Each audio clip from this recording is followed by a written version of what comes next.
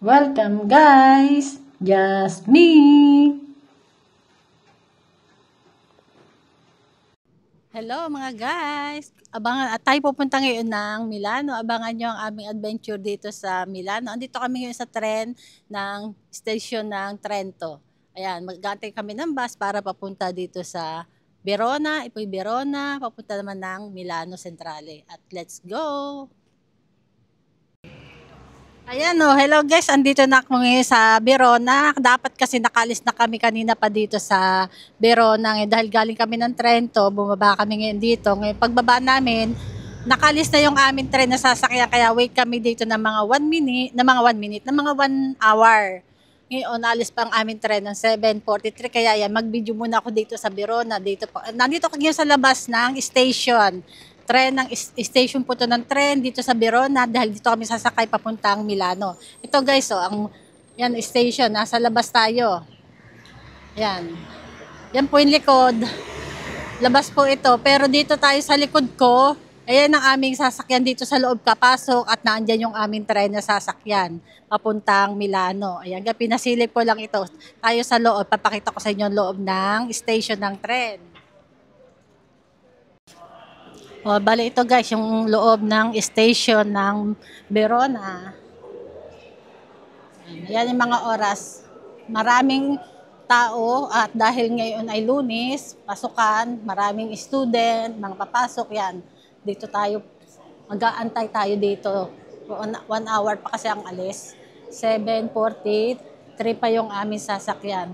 Bali yan tayo na dito ngayon sa loob ng station. Ito po ang Verona. Dito po nasakay ng tren sa station dito sa Verona. Yan, ang daming tao. Babaan kasi ang daming estudyante, mga student, mga papasok sa school. Pati sabay na mga magtatrabaho. Ayan. Ayun. Dito tayo. Maraming binaryo dito. Binaryo po yung mga platform ng kung saan tren kayo, doon kayo pupunta. Bawa, 1 hanggang 12 na platform dito sa Verona. Kaya marami. Kami ay, hindi ko alam ang aming platform. Ayan o, dali dito. Guys. Daming tao. Yeno. Ang daming tao. Sayang, tanghali na kami makakarating ngayon ng Milano. Dahil late yung aming inalsan. Ay, hindi naman talaga late. Tama sa oras. Kaya lang itong aming kukuning bus, aming kukuning tren, nagkwan siya.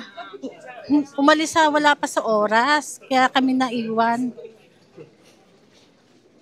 Kaya yan, ang nangyari, mag-aantay pa kami ngayon dito sa Verona ng 1 hour. Bali kalahating oras na lang naman. At nag-almusal muna kami.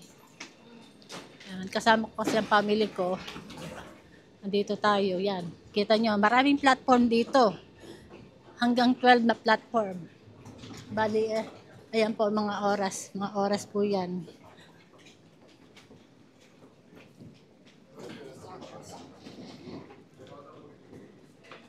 O yan guys, pakita ko na lang uli mamaya pag tayo ay ano tayo, Dodici. Malalaman pa mamaya kung magbabago ng binary. No, 11. Platform 11 ang aming pupuntahan dahil ay doon ang aming tren papuntang Milano.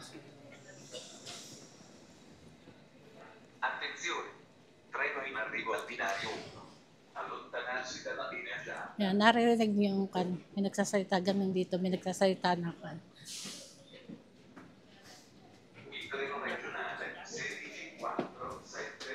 Akit tayo sa hagdan at ito ang papuntang tren na sasakyan namin. Platform 11 ang aming sasakyang tren na dadating.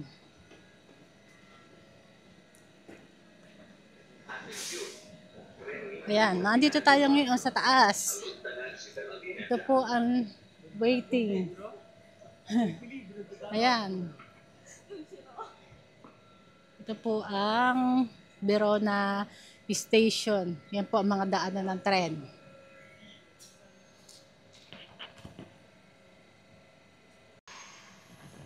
O ayan guys, andito tayo ngayon sa antay tayo. Mag-aantay kami dito. Ngayon pakikinggan pa namin mamaya dahil minsan nagbabago ng platform ang dinadaanan ng tren. Ayan o.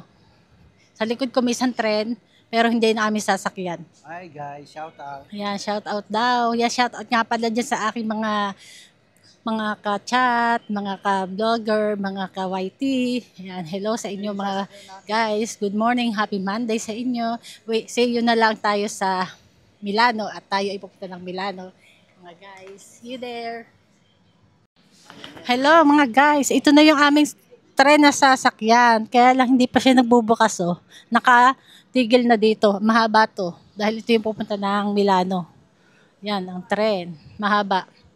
Dito kami sasakay, papuntang Milano to. Ayan, see you na lang tayo sa Milano mga guys. O, ayan guys, nag-open na ang door. Tayo pasok dito sa tren. Ito ang papuntang Milano. Pero maganda naman yung aming nasakyan. Bago. Bago yung tren. Ito yan.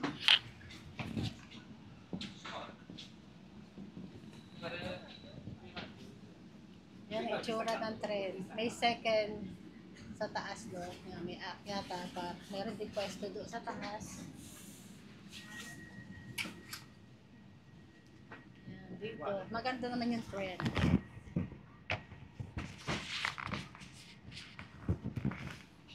Yan. Pa-videohan na ako. Sa akin ako. Wow. So guys, andito tayo ngayon sa loob ng tren. Papunta tayo ng Milano. Kaya yan. See you there na lang tayo sa Milano. Hello guys, andito na tayo ngayon sa Milano. Bababa lang namin ng tren. Ito yung istasyon ng Milano. Itakap na ko sa inyo guys.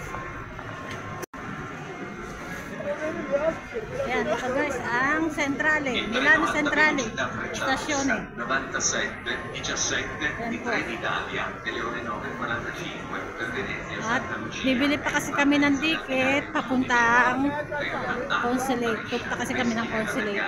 Ayan, pinakita ko lang sa inyo na tayo ay naandito na. Guys, yan.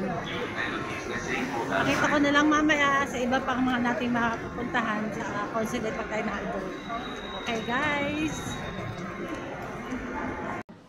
Hello guys, andito kami ngayon nakapila at bibili muna kami ng ticket para sa metro dito sa Milano kasi kailangan pa namin mag-train uli bago pa makarating ng Milano Consulate at saka pagka pumunta ng Duomo mismo dito sa Milan, kailangan din tayo mag-ticket na bumili ng ticket para sa train. So guys, see you there na lang. Hello mga guys, andito tayo ngayon sa ilalim, bali sa metro at kukuha dito kami ng isang train papuntang, dito nasakay ng mga papuntang Duomo, papuntang pinaka mismong center ng Milano. Ngayon pupunta muna kami ng consulate at meron muna nga ayusin doon bago tayo mamaya pumunta sa Duomo. Ayan, see you there mga guys! Yan guys, parating na ang ating train. Ayan na, sasakyan namin.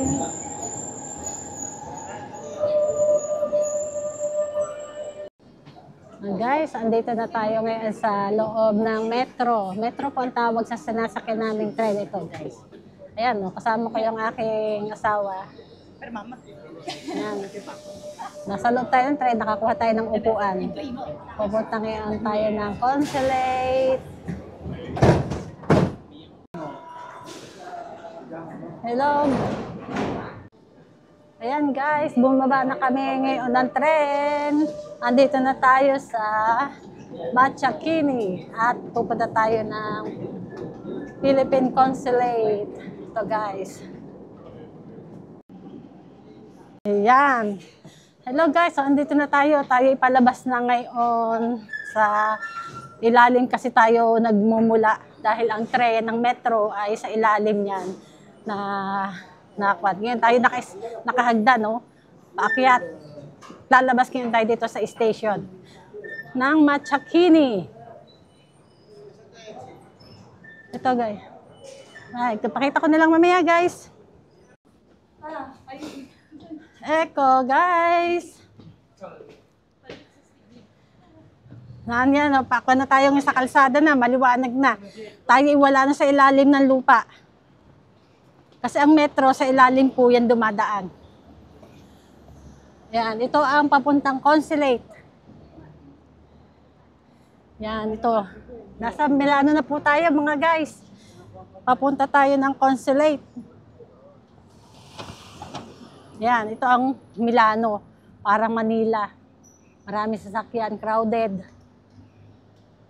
Wala pa po tayo sa Duomo.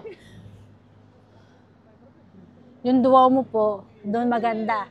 Naandun yung famous na simbahan ng Duomo. Yung dito sa Milano. Yan, pakita ko na lang guys pag tayo malapit na dito sa Consulate. Hello guys! Malapit na tayo sa Consulate ng Philippines dito sa Milan. Natatanaw na yung flag ng Philippines. Malapit na tayo kasi medyo nilalakad pa ng konti kasi pag nagmula sa metrong tren dito sa Milan, bago makarating ng Consulate, nilalakad pa. Ayan, yung po yung dulong ayon, yung mayroong building na ito. At narating na tayo doon. Yan. Pakikita ko lang sa inyo guys ang Milan Consulate dito. Para naman meron kayong idea rin yan kung ano ang Philippine Consulate dito sa Milan. Kaya lang kami napunta lang dito minsan sa Milan. Dito kasi tayo nag-aayos ng mga documents na kailangan natin dahil tayo taga-Philippines. No? Dito kinukuha ng mga documents. Dito rin kami nakuha ng passport pagka nagre-renew. Ito. Kaya pag kami nakakapunta ng Milan, matagalan din bago makabalik. Kasi malayo kami sa Milan mismo. 3 hours sa tren mula sa Trento. Kaya talagang pag kami pumunta dito, sinisigurado namin na yung lahat ng documents dala-dala. Dahil mahirap magpabalik-balik dahil lalo't may trabaho. Kailangan mo pa magpaalam para lang makapunta dito. Kasi hindi naman ito po pwedeng balikan agad ng madalian. Yan, may sasakyan pa.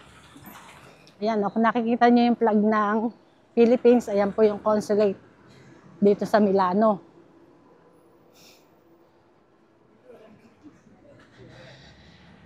Dati po kasi hindi dito to napalipat itong pwesto ng Consulate dito ngayon. Mas malapit, mas madaling puntahan, hindi tulad dati. Nagtataksi pa kami ngayon. Pag nag-tren, pwede nang lakarin agad. Ito na guys, so yan. Yan, ang Philippine Consulate. Tatawid lang tayo dito. At kuwan na. Hindi, pakikita ko hanggang doon nga lang to at tayo itatawid lang saglit at ayan, nakita niyo yung building na yan. May watawat ng Philippines. Ito na ang Philippine Consulate.